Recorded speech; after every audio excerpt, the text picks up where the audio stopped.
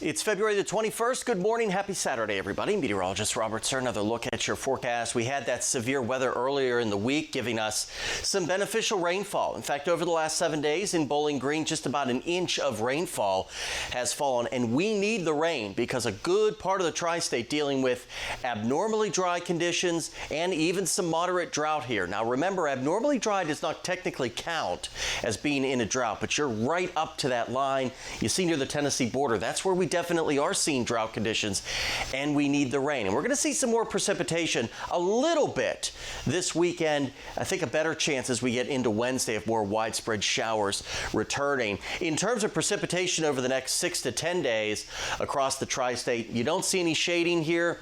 That means we're looking at equal chances of above or below average precipitation, which kind of equates to normal for this time of the year. Now, today, not too bad. We will see a nice mix of clouds and sunshine. A weak little system is going to slide by late this afternoon into this evening.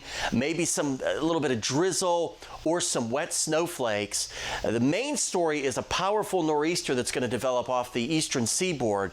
By Sunday morning, it's off the Outer Banks of North Carolina. It's going to move up the eastern seaboard. For us in the tri-state, we're mainly going to see our winds really increase as the atmosphere is kind of squeezed between the nor'easter and this area of high pressure. So very gusty winds. If we get the right flow of air off of Lake Michigan, east of the Natcher Parkway, we could see a couple of snow showers on Sunday, but won't create any issues. You see, as we go through the day today, there's that weak little system really fighting a lot of dry air. So a lot of that is going to evaporate before it even reaches the ground.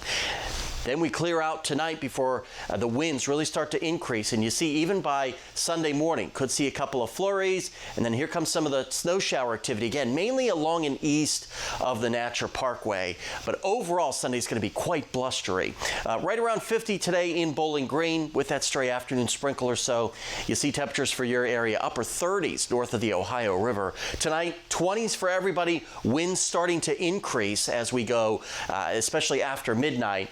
Then a very blustery day, a very cold day. Wind chills will be in the 20s throughout much of Sunday, but warmer weather is on the horizon as we get toward the middle part of next week.